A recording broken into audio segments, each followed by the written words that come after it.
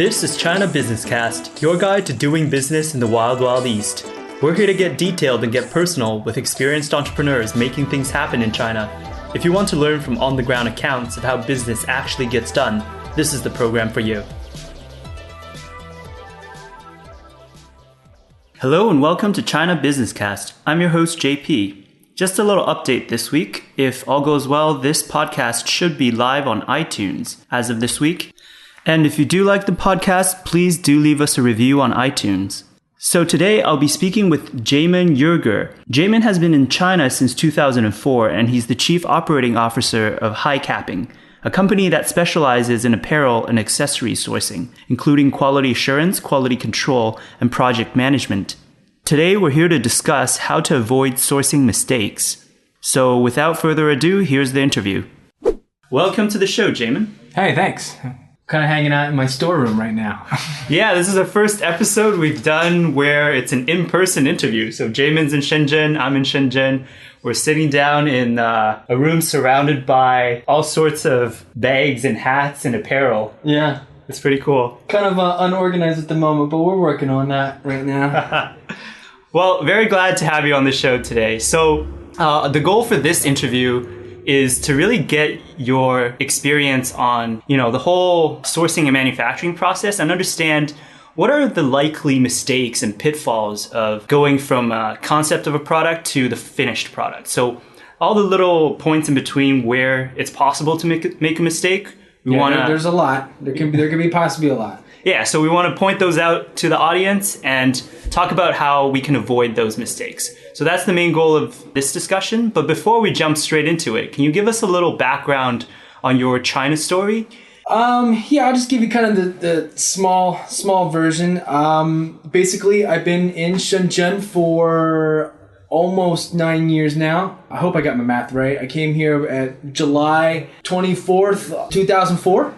And I came here first teaching, and then after that, I just found I wasn't really interested in teaching or doing a good job. So I decided to kind of start working for myself, and we've kind of, my business partner Matt, who you hear from time to time on with Dan and Ian and stuff on the Tropical MBA. We started a business together about, I'd say, 3 to 4 years ago, and decided that we needed to try to do something on our own instead of working for someone else. Cool. And can you tell us a bit more about what your current company does? High Cappin does production management. So what that means is basically we try to take a product from concept to purchasing materials, making sure those materials are correct, and dispersing them throughout the factories, and hopefully coming up with a full complete line using all those same materials and having some continuity to your end products. Cool. So if I understand it correctly, you help other companies who want to manufacture in China sort of manage the whole process from getting the materials to getting the final product and everything in between. Yeah, that's mostly for kind of like clothing and accessories and apparel. So to kind of give you an idea how it works, so like let's just say you're Nike, and that'd be great if we work with Nike, but we don't. Nike kind of has like a continuity over their brand line. So whether that's like jackets and shirts and pants and stuff over, certain colors of the year and all that type of stuff, you want that continuity to kind of go throughout your products. So especially with labels and buttons and same material and things like that. So that's basically what we do here at High Cappin. Cool. Gotcha. All right, with that in mind then, I think that's great, and we can definitely learn a lot from you. So for this episode, I think the best way to explain something is to have a concrete example. Okay. The idea is to take a concrete example of a product and take it from the concept stage to the final stage, and then hit all of those points in between where mistakes could happen and talk about how we can avoid them. And I have the perfect product in mind. Okay. I don't know if you're a big fan of Game of Thrones. I don't know who isn't. So it's an awesome show. And I have this idea. I think it's going to be huge around Halloween this year. Sure. Yeah. So say we had this product idea of a set of Game of Thrones costumes that we want to manufacture. Sure. Obviously, we have the pictures or whatever the images from the show. Now, can you give us a quick outline of how we would take that and then get it to a finished product? Just sort of like the key steps in between, and then we'll deep dive into each one. Okay. So I guess your question is, you want to make, what's to say, Game of Thrones line of costumes. Yeah, say let's focus on one in particular. Daenerys Targaryen, like her little white dress. Oh, yeah. Yeah. With the dragons. Yeah. Yeah. Okay. So, okay, for her. So, I think a picture is a good start for concept, but in order to get that to a factory and make it correctly the first time, especially if you're on a timeline, you're going to have a little bit more than just a picture. First thing would be kind of maybe a physical sample. If you're going to make it yourself, maybe you're very talented and you can maybe make up the first mock-up, and then you could send it off to a factory to say, this is what I want, and then we need to kind of go from this size, which is a medium, scale it down to small, large, extra large.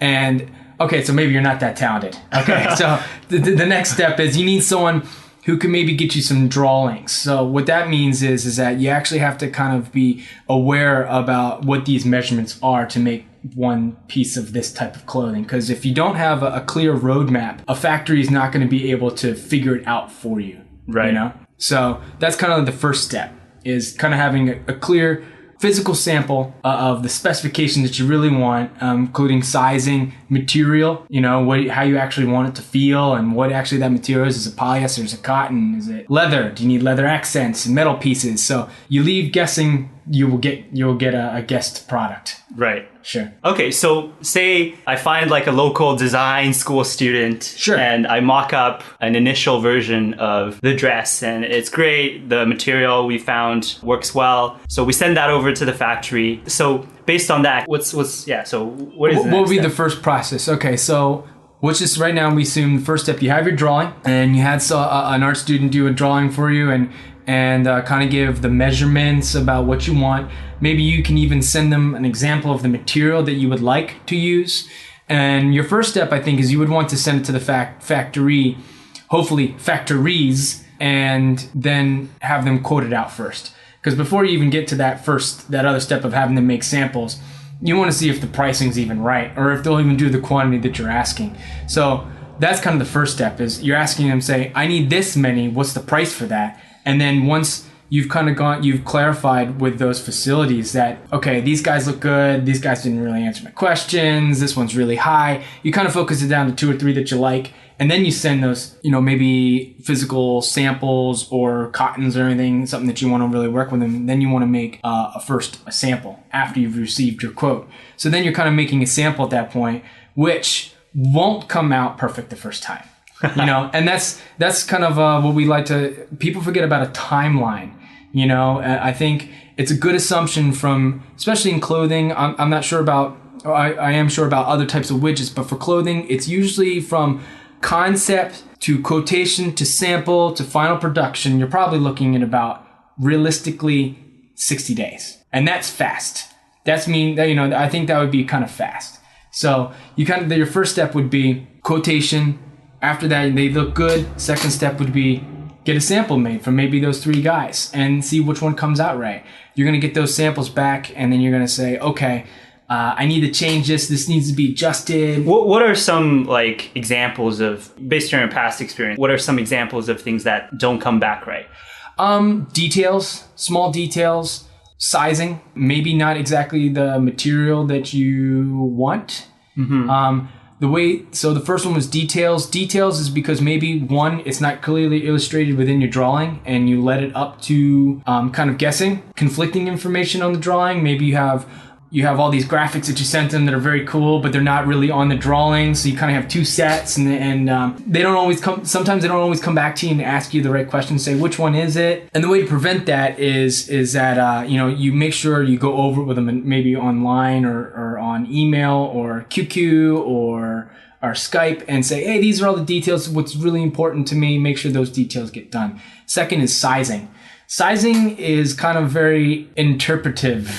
Unless you have a physical sample, it's hard to say. Right. So if you're just kind of sending them drawings and you give them measurements, they're tailors of sorts, but a good tailor still needs to work with a person to see how it actually fits on someone's body, right? Right. So cuts are really important, and that type of mistake is hard to prevent unless you have a physical sample.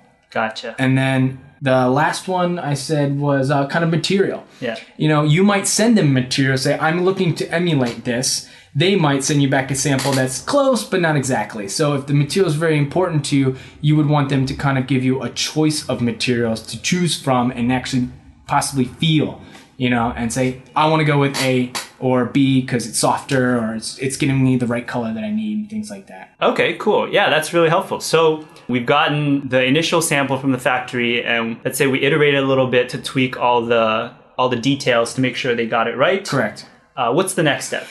The next step is all those tweaks and details, you get them to confirm. Now, unfortunately, you can't you can't rely on the factory for them to do that. This needs to be something that you do. You take all those details, update them on the drawing itself, okay? Or maybe in a spreadsheet or whatever you're more comfortable with. But the fact of the matter is that you need to kind of take that into your own hands and make sure that you have updated those drawings and send it to them again and say, get back on the phone game and say, this is what we changed. This is what we agree on, correct? And this and that, and go through all the different points that have changed and making sure that this will happen and they understand, and try not to ask yes or no questions, because they'll say yes. Yeah. Try to ask more. Yes is a maybe, right? Yeah.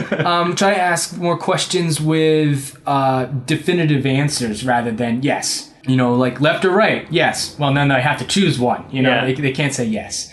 So after that, you want to have them confirm that sheet and say, now does the price change? Right. This is a very important part, is that a lot of people forget when they get from initial quote to sample to receiving the sample and then making changes, there might be some integral parts that price must go up, or maybe if you're lucky, price goes down.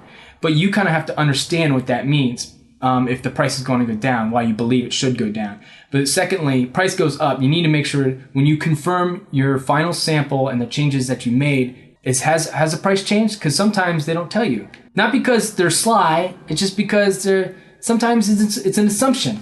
Because you don't know. I said, of course, you changed this cotton. Why wouldn't it be more expensive? In their eyes, they might think it is obvious, but maybe to a layman, it's not. Right. So tweaks. Confirm with them the tweaks. Secondly, confirm price again. All right. So make sure not to get tripped up with the changes in pricing, and also confirm that your changes to the initial sample have been received and that they're going to carry that forward. That's correct. Okay. Is the next step a production sample? Well, production sample means that you're placing an order, right? Okay. So it's either you're going to ask them to sample again, which unless you're doing rather large quantities, or you have a kind of long-standing relationship with the factory, they will do that again. In my experience, if this is kind of maybe a one-off or first cooperation and low quantities, they might not be really willing to do that. And you might have to fight for it. And I'm not saying you shouldn't try. If you believe in getting perfection before you go to production, I say stick with it. But if you have a kind of previous relationship, or you feel confident because you understand the materials and you understand what's happening, you're confident that moving into the next stage of making PPS, a pre-production sample, that means placing an order. So if you can get them to do extra sample, go for it. Okay, so we're talking about a new sample that has all of the changes integrated before even placing an order and getting a production sample. Yeah, that's right. Because when you're doing a pre-production sample, that means there's a production line ready to pump out your orders, right? Well, yes and no. More like you paid a deposit. Gotcha. And that's not always a good position to be in, especially if this is your first time at it. But if you're not having a long-standing relationship with someone, maybe that's not the best route to go by. But like I said, if you feel more confident, by all means, try. But if you can get them to do an extra sample, go for it. But if you're going to do a pre-production sample, you need to put a deposit in. And then they'll kind of make all those changes before they go into mass production, which they'll give you that sample back again to reconfirm all your quote-unquote changes.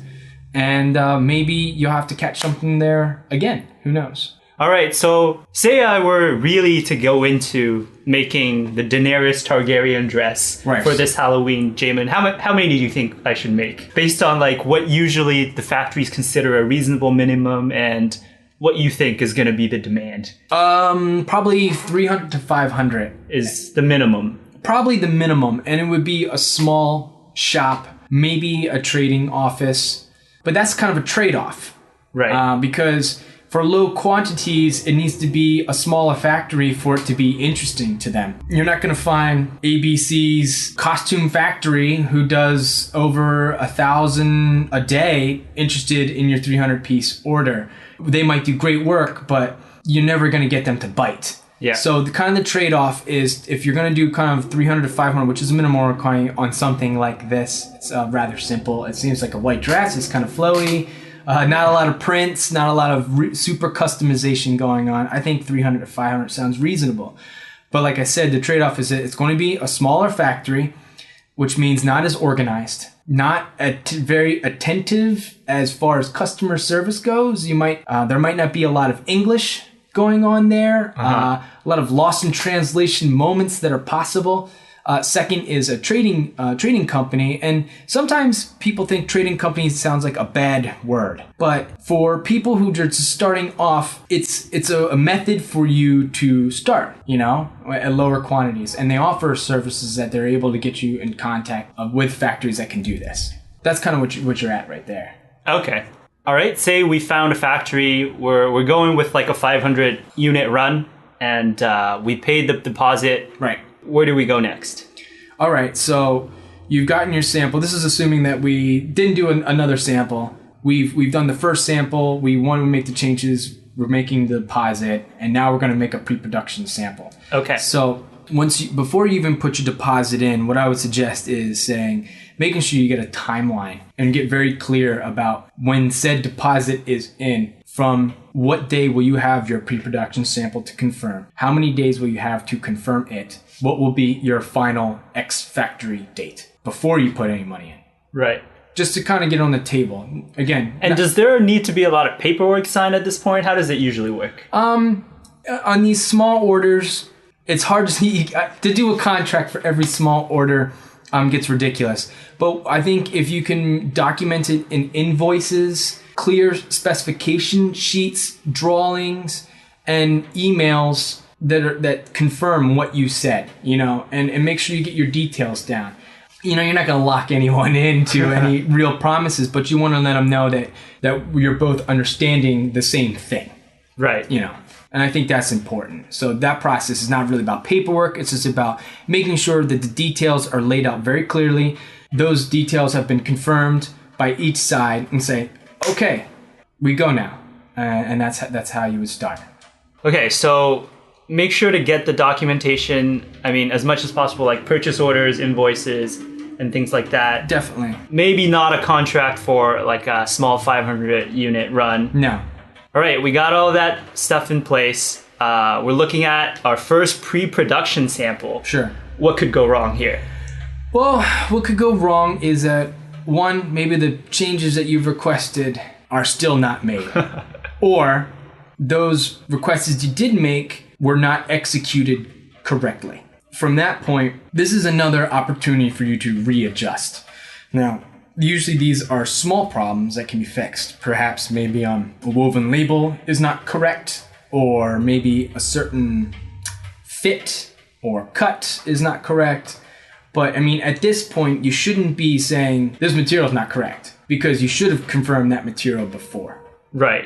So when you're in this pre-production sample, the biggest problems are that, like I said, just possibly the correction that you asked for were not executed correctly, or two, maybe there is just something not completely right and you're not satisfied, so there might be a cause for delay for some reason. Right, so say like you wanted to tighten the waist a little bit, maybe you tighten it too much, and it's not quite right. That's not quite right, but that's an easy fix. Okay. Yeah, at this point you shouldn't be firefighting. You should just be doing small tweaks. The firefighting should be in the first sample. And that's why you sample with multiple people and don't put all your eggs in one basket, because maybe you're on a tight timeline, like, October's coming around the corner, you placed the order in September, and you did it from one sample with one person.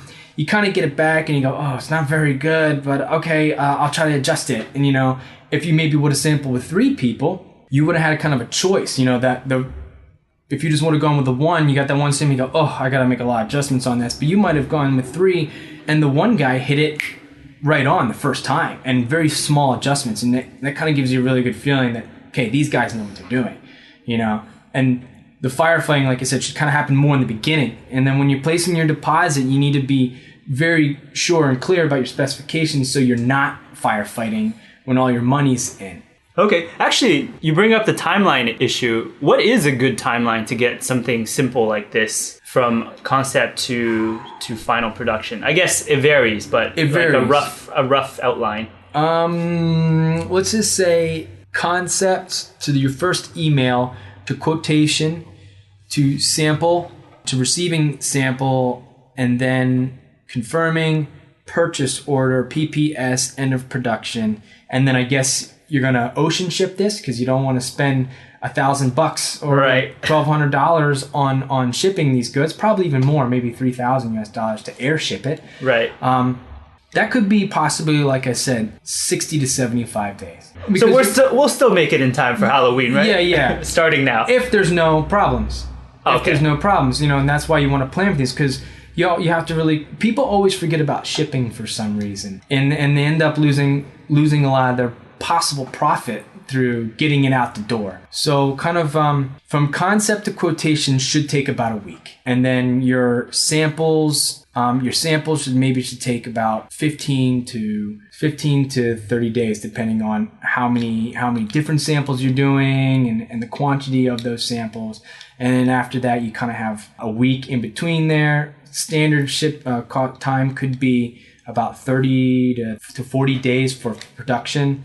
And then to be on the water, it's about another 30 days. So I don't know if I got my math correct there. It might be a couple more less days there, but you kind of want to buffer that because there's always problems and you always have to change things and you never know. So I think probably 60 days is probably the best from concept to getting it to your door.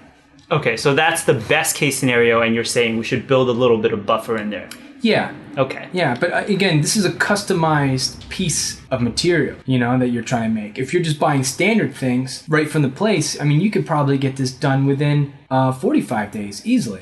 Being that if it's something stock, turn around, just a t-shirt. I want a t-shirt. And, right. And that's something a lot easier to turn around. Okay, cool. Yeah, that helps. So we got our pre-production sample. It looks good. We've checked all the changes have been implemented. It's off to the races then. Yeah, you just give the green light and now they're going to start in production. And during production, keep in contact with people. No good news, no news is not good news, or something like that. So, well, no news from your doctor is good news. Yeah, that's true. That's true. But from your supplier, it's not. You kind of always just want to keep up them, stop in and say, hey, how things going? You got any pictures? I'd love to see some pictures of what's going on. Always, just anything are they sewing right now? Because if you can't be there physically, you would want to try to get some pictures or just keep in contact with them about things being on time. Or is there any problems? No problems?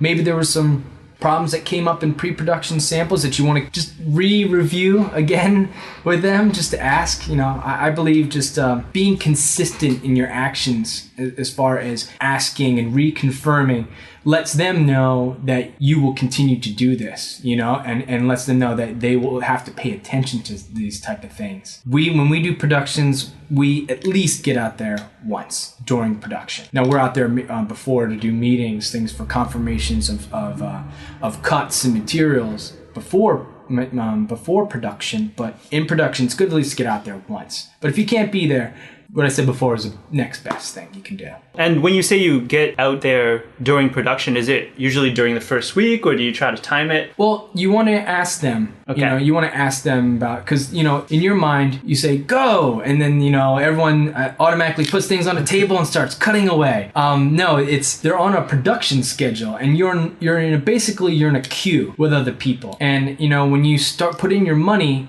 you're actually putting yourself inside a queue. Being that you do everything on time and there is no delays in other materials, that production line will continue along to each block, So when you say go, things have already been happening, and when you say, okay, I'm good for let's go to production, they start, but it's not like you have a whole bunch of people jump on it. Yeah, we're starting to make it. We're starting to make JP stuff, That's kind of a misconception, but they're still in a schedule to move to a next block. So you kind of want to, that's why you want to talk to your supplier, say, when is maybe a certain part of embroidery? You say, when is embroidery going to happen? I'd like to be there for that. Or when is printing happening? I want to be there for that. And they should let you know.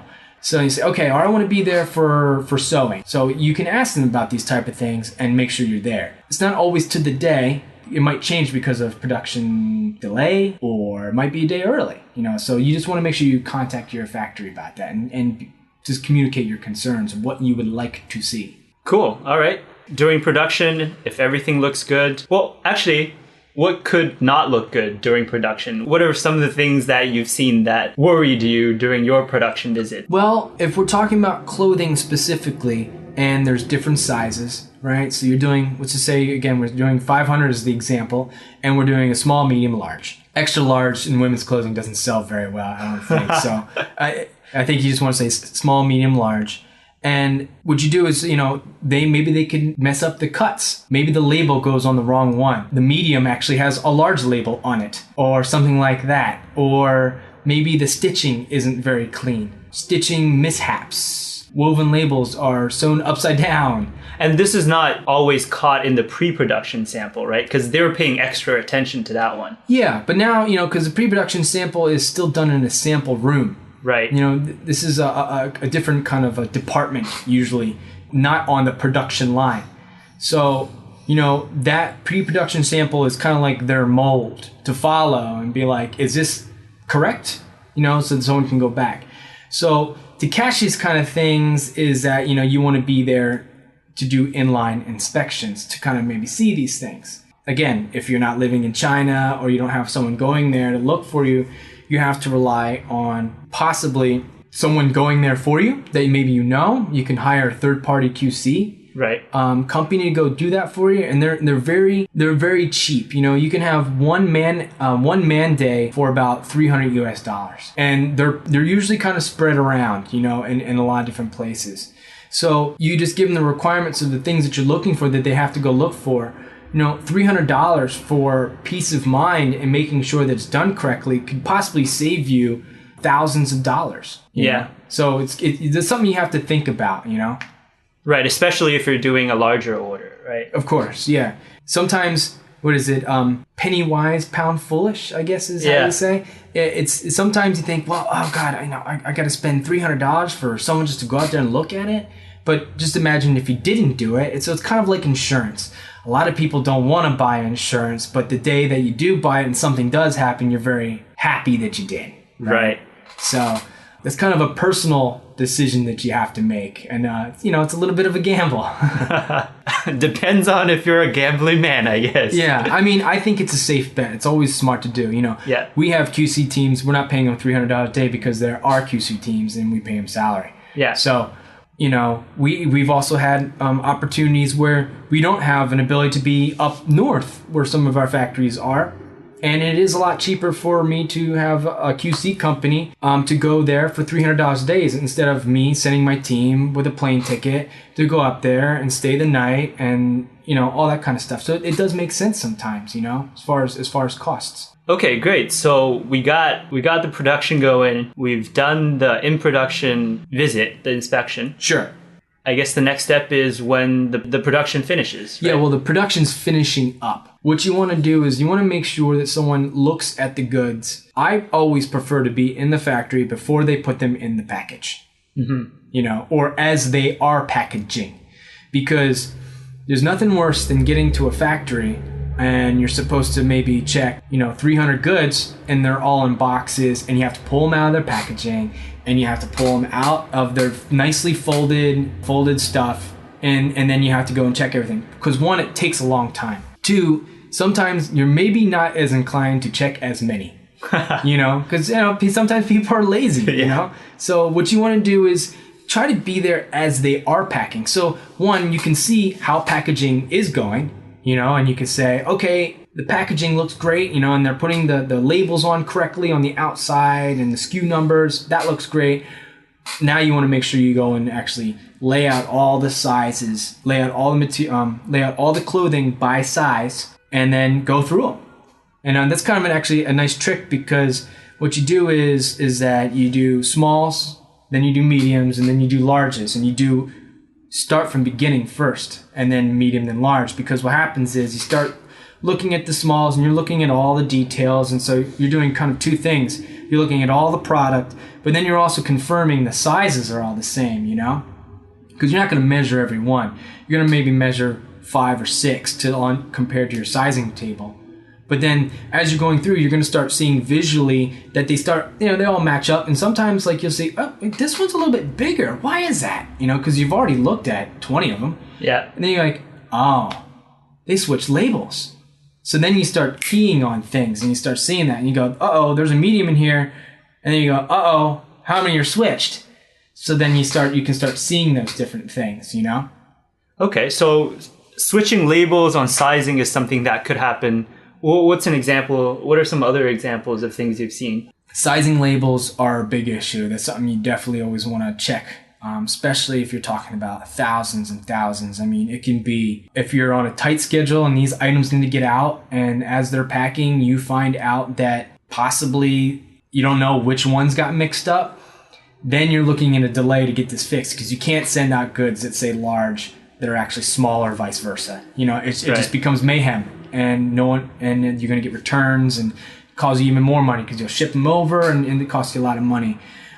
Second thing is overall craftsmanship, looking at the sewing and making sure it's correct. What else? Maybe defects as far as stains, things like that, because maybe the machines might not be as clean, or maybe the handling of them, maybe they've been put on the floor, which is probably more common in smaller factories, you know. So those kind of things like dirty, maybe workmanship on woven labels and tags are not correct, and also the sizing switches, you know. Those are the kind of things you would want to look out for. Gotcha. And if you do find a mistake, is it usually the factory's responsibility to fix it, or are you gonna have you're gonna have to negotiate with them? No, this should be something the factory does right away. Okay. You know, I mean, at the end of the day, you can't take it, so then they don't get paid. And as a young man 40 years ago, and so I would go kicking and screaming when this would happen. You know, I'd go nuts. I used to go absolutely nuts and blow my top, which is not a good thing. You know. It doesn't help the situation. What you need to do is you need to be stern but cool about what the next step needs to happen. And if you're just going to throw your hands up and say, fix it, that's not really the right answer too. I mean, if this product means a lot to you, or if you can't be there personally, the person who's inspecting it for you, you got to make sure that you convey that if this product means a lot to you, that they have to implement and tell them what the next plan is, you know?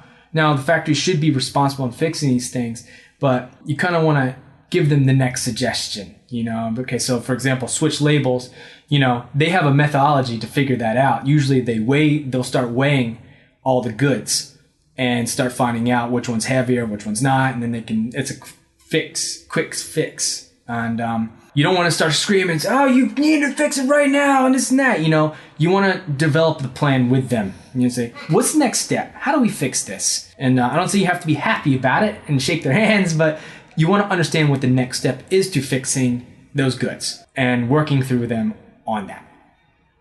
Gotcha.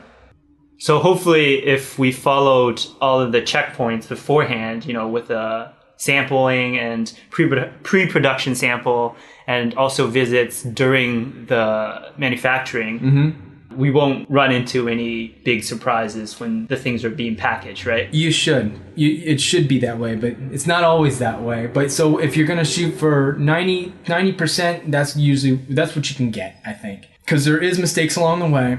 Factories are big, and factories are not thinking about your best interests, you know? It's a guy who's doing a repetitive, or a young lady, who's doing repetitive work, and the product that means so much to you doesn't mean that much to them, so they're just kind of getting it through. So you have to make sure that your specifications are clear. You have a specification sheet that shows all that. You confirm it with them.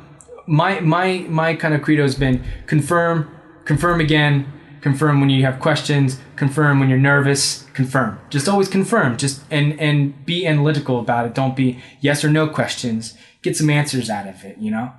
Cool.